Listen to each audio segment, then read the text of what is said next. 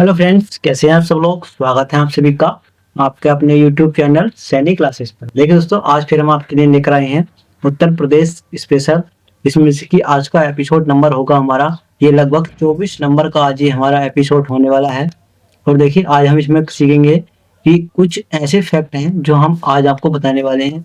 कुछ ऐसे क्वेश्चन हैं जो सारे क्वेश्चन PYQ हैं लगभग। और देखिए, सभी को हम करेंगे और सारे ही एग्जाम में करने वाले हैं। और यूपी लेखपाल के लिए आप सभी जानते हैं कि ये सीरीज चलाई जा रही है।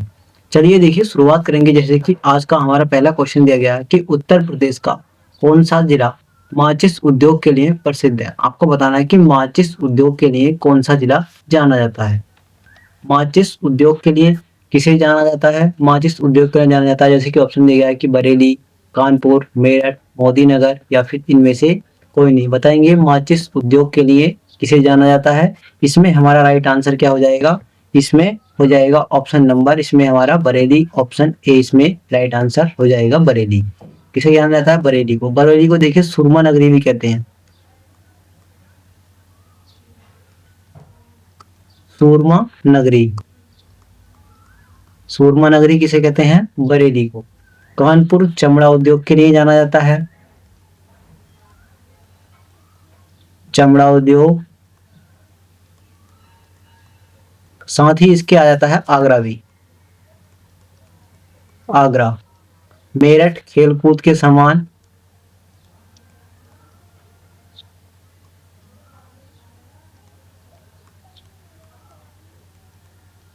मेरठ खेलकूद के सामान। चलिए बात करेंगे अगले क्वेश्चन पे। अगला क्वेश्चन हमारा क्या है कि लखनऊ शहर किस नदी के तट पर बसा है। आपको बताना है कि लखनऊ किस नदी के किनारे बसा है। ऑप्शन दिए गए हैं कि यमुना नदी या फिर सरस्वती, गोमती, गंगा या फिर इनमें से कोई नहीं। बताएंगे लखनऊ किस नदी के किनारे बसा है। देखिए, ये इसमें ऑप्शन गोमती है, गोमती नदी। बताएंगे इसमें हमारा राइट आंसर क्या हो जाएगा। देखिए, इसमें हमारा राइट हो जाएगा ऑप्शन नंबर सी, इसमें राइट आंसर हो जाएगा गोमती नदी।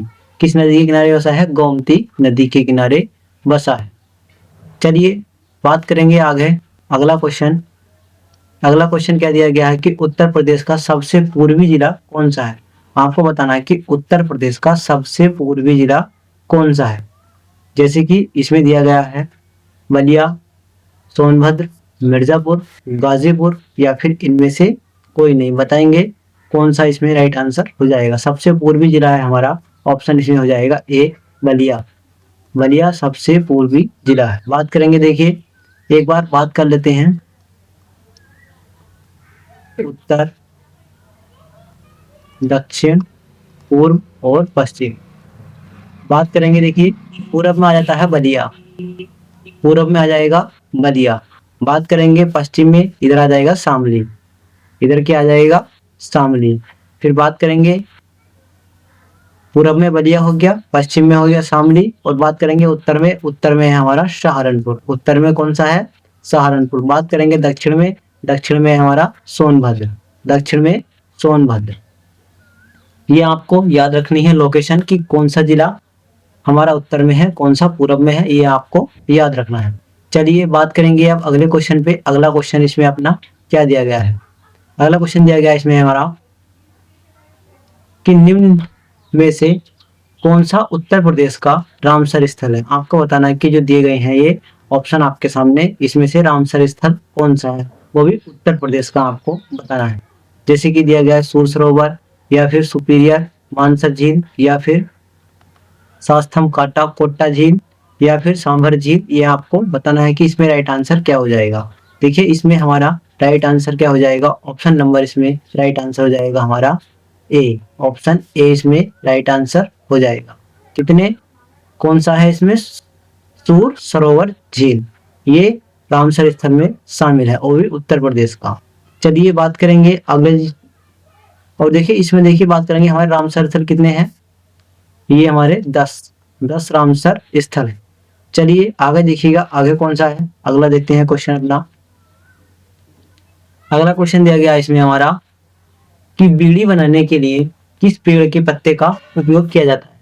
आपको बताना है कि बीड़ी बनाते हैं तो उसमें कौन से पत्ते का प्रयोग किया जाता है। जैसे कि ऑप्शन आपके सामने दिया गया है, पलास के, डोकड़ा, तेंदू या फिर सागौन। बताएंगे इसमें से कौन सा आंसर हो जाएगा आपका। जैसे कि इसमें देखिए राइट आंसर क्या हो जाएगा हमारा, ऑप्शन सी, तेंदू का पत्ता इसमें यूज किया जाता है जब उसमें बीड़ी बनाने के लिए। बात करेंगे अगले क्वेश्चन पे। अगला क्वेश्चन क्या है, अगला क्वेश्चन दिया गया है कि उत्तर प्रदेश में कोयले के भंडार पाए जाते हैं। आपको बताना है कि उत्तर प्रदेश में कोयले के भंडारण कहाँ पाए जाते हैं, कोयले के भंडार कहाँ पाए जाते हैं। ऑप्शन जैसे दिया गया है कि विंध्य क्षेत्र में, बुंदेलखंड क्षेत्र में, या फिर सिंगरौली क्षेत्र में, या उपरोक्त सभी में, या इनमें से कोई नहीं। आंसर बताएंगे कि इसमें कहाँ पाए जाते हैं। देखिए जो कोयले के भंडार पाए जाते हैं ये पाए जाते हैं हमारे इसमें सिंगरौली में। ऑप्शन नंबर इसमें सी इसमें राइट आंसर हो जाएगा, सिंगरौली क्षेत्र में। आगे देखेंगे अगला क्वेश्चन।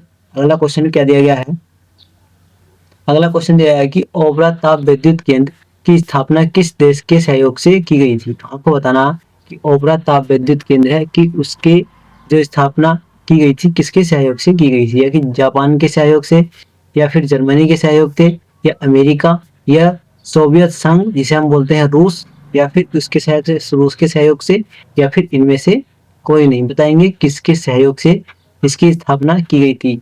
देखिए इसमें जो सहयोग दिया था वो दिया था हमारा किसने, सोवियत संघ यानी कि रूस ने। ऑप्शन इसमें आंसर हमारा जाएगा डी, रूस। डी इसमें हमारा राइट आंसर हो जाएगा। आगे देखिए अगला क्वेश्चन। अगला क्वेश्चन दिया गया है कि उत्तर प्रदेश में राज्य ललित कला अकादमी कहाँ स्थित है। आपको बताना है कि राज्य ललित कला अकादमी कहाँ स्थित है। ऑप्शन दिया गया है कि वाराणसी, लखनऊ, बलिया, रामपुर, या फिर इनमें से कोई नहीं। राज्य ललित कला अकादमी कहाँ स्थित है, देखिए ये हमारा स्थित है, ऑप्शन नंबर इसमें राइट आंसर क्या हो जाएगा, लखनऊ। ऑप्शन बी इसमें राइट आंसर हो जाएगा, लखनऊ में। ये कहाँ स्थित है, लखनऊ में ये स्थित है। देखिए एक आता है भारतेंदु नाट्य अकादमी, इसे लिखिएगा भारतेंदु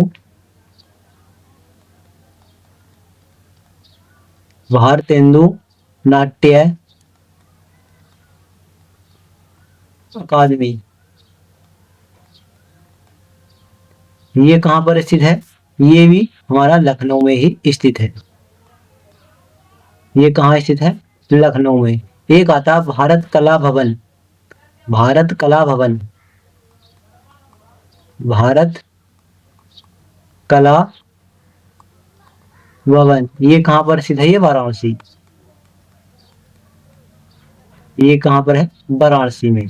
चलिए आगे देखिएगा अगला क्वेश्चन। अगला क्वेश्चन दिया गया है कि उत्तर प्रदेश राज्य में यमुना एक्सप्रेसवे निम्नलिखित किन दो शहरों को जोड़ने के लिए बनाया गया है। आपको बताना है कि जो यमुना एक्सप्रेसवे चलाई गई है वो किन दो के बीच चलाई गई थी, किन दोनों शहरों को जोड़ने के लिए इसको चलाया गया था। जैसे कि दिया गया कि आपके इसमें ऑप्शन दिए गए हैं। ये ऑप्शन दिया गया है कि आगरा से लखनऊ, बी ऑप्शन दिया गया है कि आगरा से प्रयागराज, सी ऑप्शन दिया गया है कि आगरा से ग्रेटर नोएडा, या फिर डी ऑप्शन दिया आगरा से बरेली, या इनमें से कोई नहीं। आंसर दीजिएगा, इसमें आंसर क्या हो जाएगा। देखिए ये जो चलाई गई थी ये चलाई गई है आगरा से ग्रेटर नोएडा के बीच। ऑप्शन इसमें सी इसमें राइट आंसर हो जाएगा, ऑप्शन सी। ऑप्शन सी इसमें राइट आंसर हो जाएगा। बात करेंगे अगले क्वेश्चन पे। अगला क्वेश्चन हमारा क्या है, अगला क्वेश्चन दिया गया इसमें, देखिए इसके बारे में पहले थोड़ी सी जानकारी ले लेते हैं। ये जो हमारा यमुना एक्सप्रेसवे है इसकी हम लंबाई की बात करने वाले हैं कि इसकी लंबाई कितनी होगी। देखिए इसकी लंबाई हो जाएगी लगभग 165 किलोमीटर। 165 किलोमीटर लगभग इसकी लंबाई होने वाली है। और देखिए ये कितने जिलों से होकर गुजरेगी, 6 जिलों से। बात करेंगे वो 6 जिले कौन कौन से हैं। एक तो देखिए आ जाएगा गौतम बुद्ध नगर, गौतम बुद्ध नगर। फिर दूसरा आ जाएगा इसमें हमारा बुलंदशहर, बुलंदशहर। फिर इसके बाद हम बात करेंगे बुलंदशहर के बाद आ जाएगा इसमें हमारा अलीगढ़, अलीगढ़, अलीगढ़। अलीगढ़ के बाद हम बात करेंगे इसमें आ जाएगा फिर हमारा हाथरस, हाथरस। हाथरस के फिर हम बात करेंगे अगला मथुरा आ जाएगा इसमें, मथुरा। मथुरा के बाद फिर हम बात करेंगे आगरा। आगरा, ये हमारे 6 जिले हैं जो ये इनको जोड़ेगा। चलिए आगे देखिएगा आप अगला क्वेश्चन।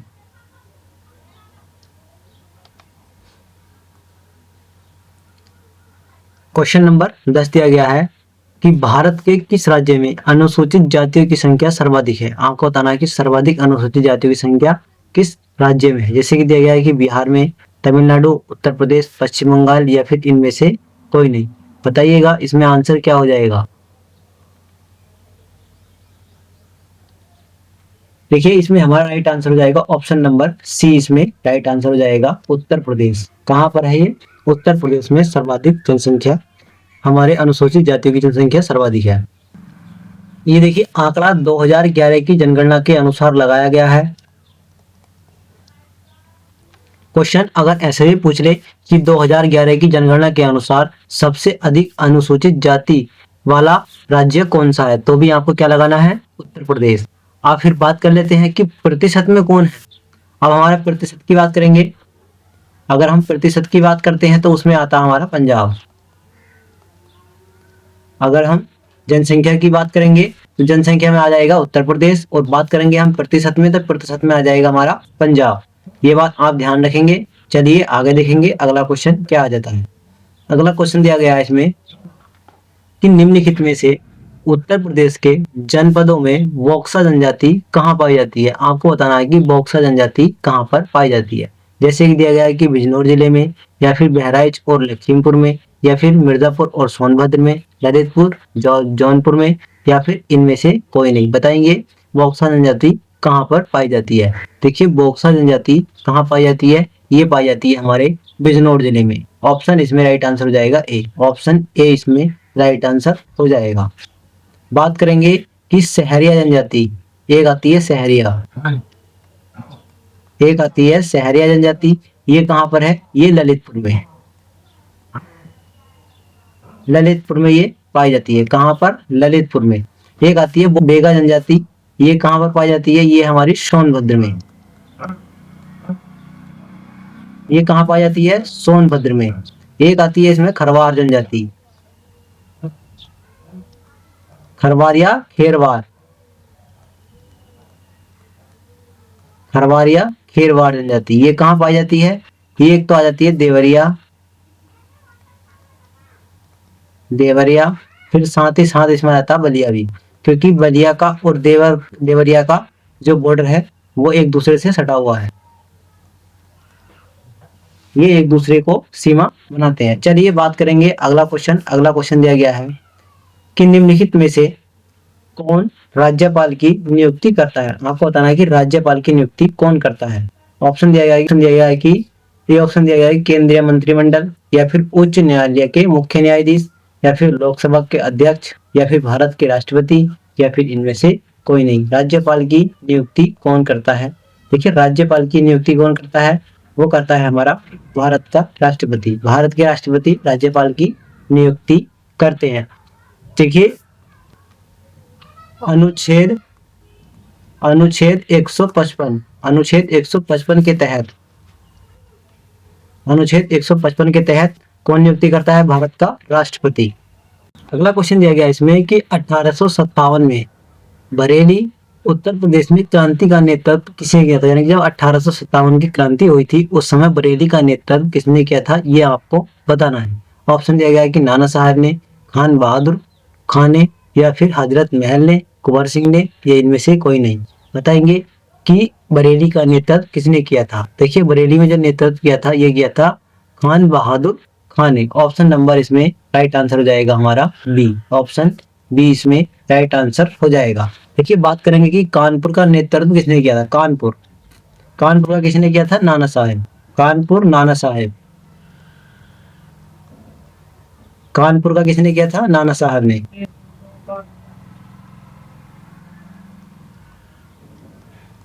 नाना साहब और तात्या टोपे दोनों आ जाते हैं इसमें। तात्या टोपे,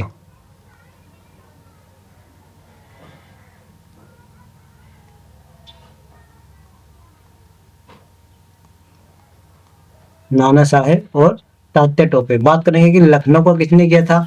लखनऊ को किया था, वो किसने किया था, बेगम हजरत महल ने। लखनऊ, बेगम हजरत महल। बात करेंगे कि जगदीशपुर का किसने किया था।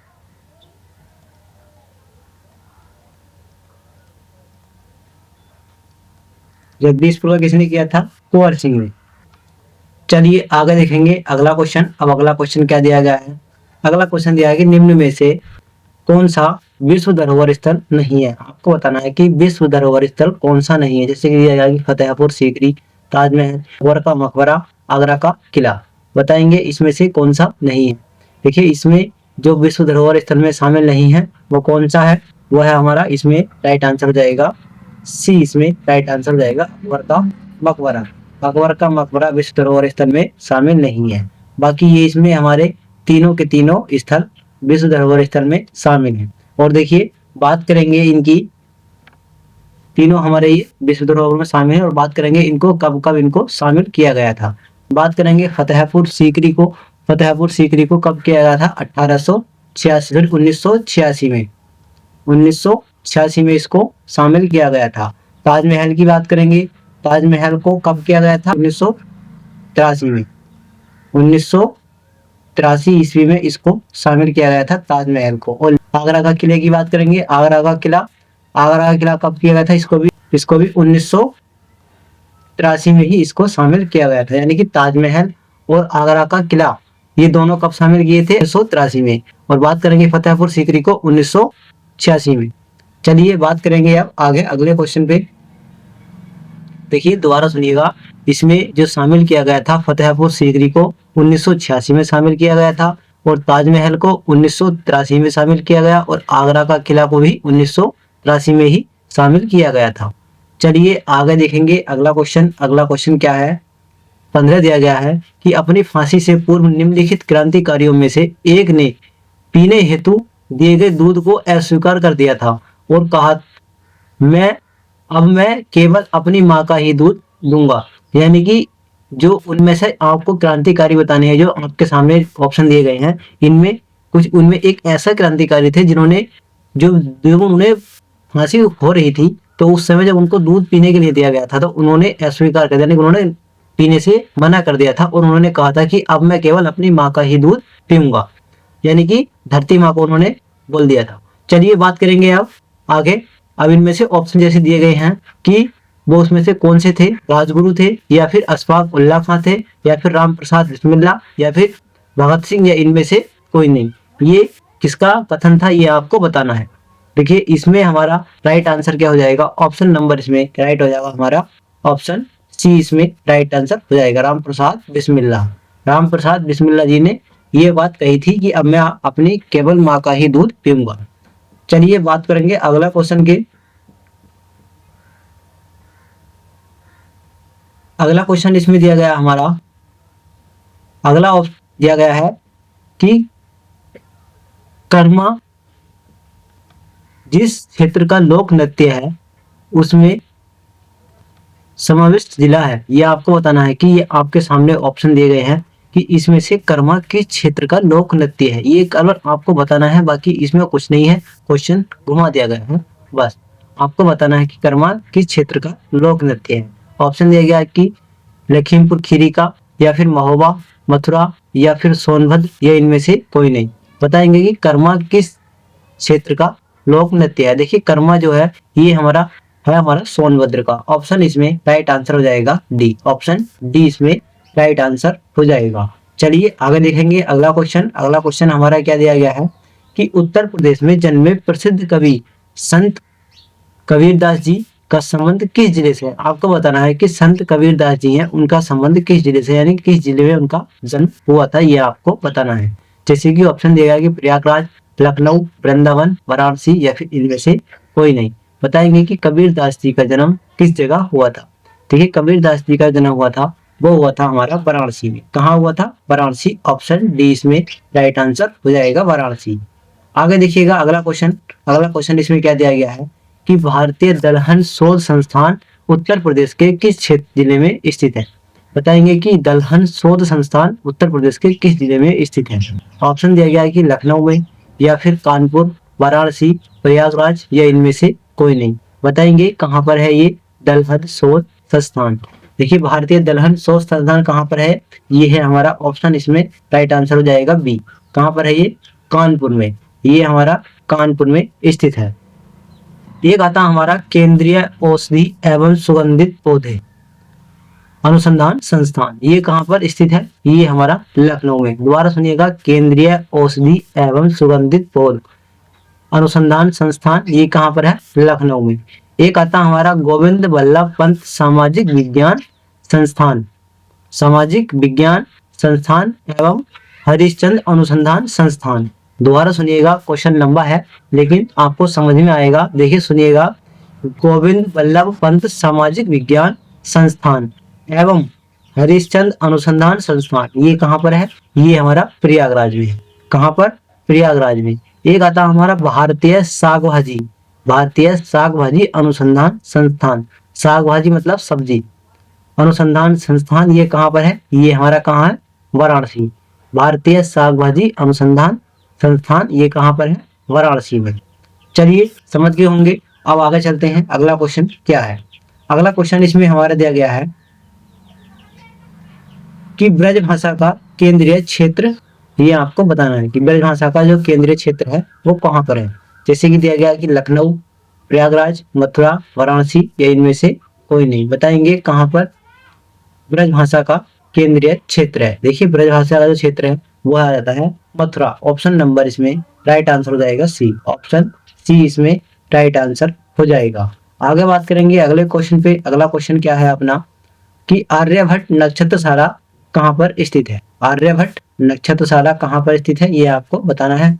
ऑप्शन दिया गया कि गोरखपुर, मुरादाबाद, रामपुर, लखनऊ, या इनमें से कोई नहीं। इस क्वेश्चन का आंसर आप हमें देंगे कमेंट बॉक्स में। आपको बताना है कि आपको ये प्रैक्टिस सेट आज का कैसा लगा, और आपको ये बताना है कि आपके इन 20 क्वेश्चन में से लगभग कितने क्वेश्चन सही गए हैं, ये आपको कमेंट करके जरूर बताना है। और आज का हमारा प्रैक्टिस सेट कैसा लगा ये भी आप जरूर बताएंगे। अगर अच्छा लगे तो प्लीज लाइक शेयर कमेंट जरूर किया करें और अपने दोस्तों में जरूर शेयर करें। अगर आप हमारे चैनल पर नए हैं तो प्लीज चैनल को भी जरूर सब्सक्राइब करें। मिलते हैं फिर से अपने नेक्स्ट प्रैक्टिस सेट के साथ, तब तक के लिए राधे राधे।